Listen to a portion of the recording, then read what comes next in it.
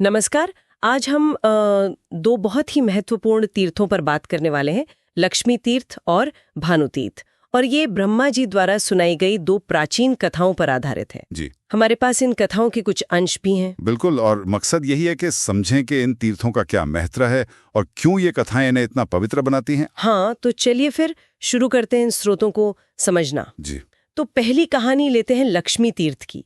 यहाँ एक बड़ी ही दिलचस्प आप कह सकती हैं बहस होती है लक्ष्मी देवी और दरिद्रता देवी के बीच। अच्छा, किस बात पर? कि भाई दोनों में श्रेष्ठ कौन है। लक्ष्मी जी का कहना था कि देखो, दुनिया में मान सम्मान, कुल, शील, अरे भाई जीवन भी वो उन्हीं की वजह से है। उनके बिना तो इंसान जैसे मरा हुआ ही है। हाँ, ये तो सांसारिक दृष्टिकोण हुआ। पर दरिद्रता का भी अपना पक्ष था। उनका कहना था कि भाई असली मुक्ति मतलब काम, क्रोध, लोभ जैसे अवगुणों से छुटकारा वो तो मेरे साथ रहने से मिलता है। अच्छा। हाँ, और जहां मैं हूं वहां पापी लोग नहीं आते। तो एक तरह से ये मूल्यों का टकराव है, सांसारिक वैभव बनाम आंतरिक शुद्धि, वैराग्य। सही कहा।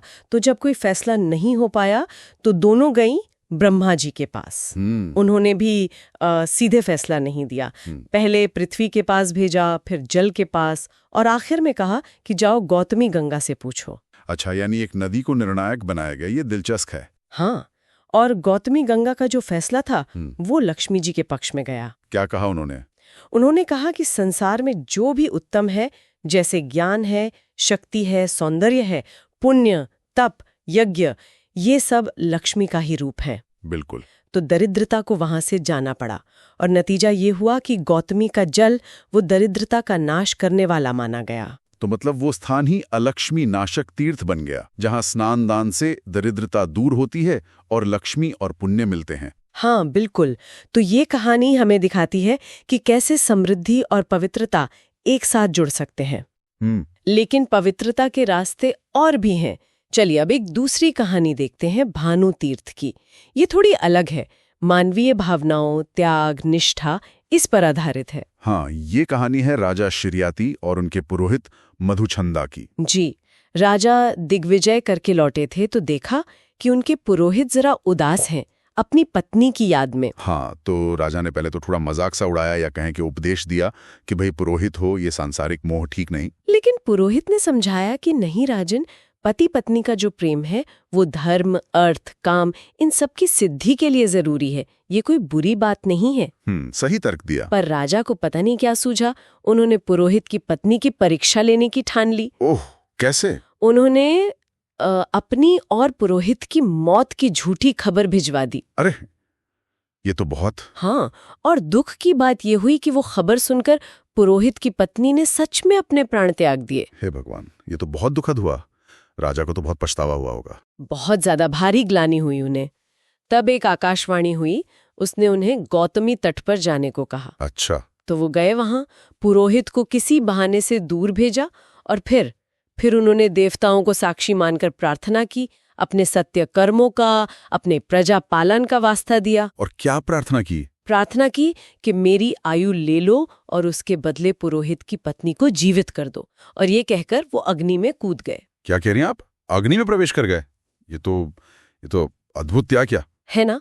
और उनकी प्रार्थना सफल हुई, पुरोहित की पत्नी सच में जीवित हो उठी। अविश्वसनीय। लेकिन कहानी यहीं खत्म नहीं होती। जब पुरोहित लौटे, उन्हें सब पता चला राजा के बलिदान के बारे में, तो आप सोचिए उन्होंने क्या किया होगा। शायद वो बहुत दुखी हुए होंगे, पर उन्होंने अपनी पत्नी को वापस पाया। नहीं, उन्होंने पहला काम ये किया कि राजा को जीवित करने का निश्चय किया। मित्रता देखिए। वाह, क्या निष्ठा। तो फिर उन्होंने क्या किया? उन्होंने सूर्य देव की आराधना शुरू की, पूरी निष्ठा से। सूर्यदेव की? अच्छा। हाँ। और सूर्यदेव प्रसन्न हुए, प्रकट हुए, और कहा कि वरदान मांगो। क्या मांगा पुरोहित ने? पुरोहित ने 3 चीजें मांगी। राजा शिर्याती का जीवन वापस, अपनी पत्नी का जीवन जो शायद अभी पूरी तरह स्थिर न हो, और दोनों के लिए उत्तम संतानें। और सूर्यदेव ने राजा शिर्याती को फिर से जीवित कर दिया और बाकी दोनों वरदान भी दिए। अद्भुत, वाकई अद्भुत। तभी स्थान के इतने नाम पड़े। हाँ, इसलिए इसे भानु तीर्थ कहते हैं, सूर्यदेव के नाम पर। मृत संजीवनी तीर्थ भी कहते हैं क्योंकि यहाँ जीवन दान मिला। और शिर्याती तीर्थ राजा के नाम पर, और माधुछंदस तीर्थ पुरोहित के नाम पर। क्या कहानी है। कहते हैं कि इसका स्मरण करने भर से पाप नष्ट हो जाते हैं। तो देखिए, 2 कथाएं, 2 तीर्थ और कितने अलग अलग संदेश।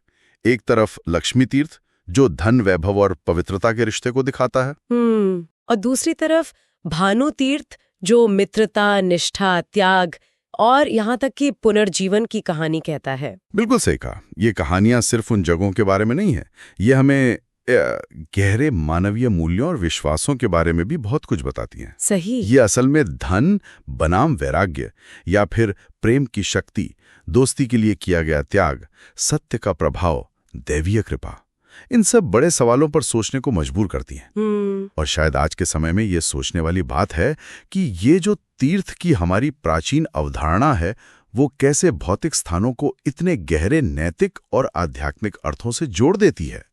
शायद ये हमारे अपने जीवन में भी अर्थ ढूंढने की एक प्रेरणा हो सकती है। बिल्कुल, एक गहरा विचार छोड़ जाती हैं ये कथाएं।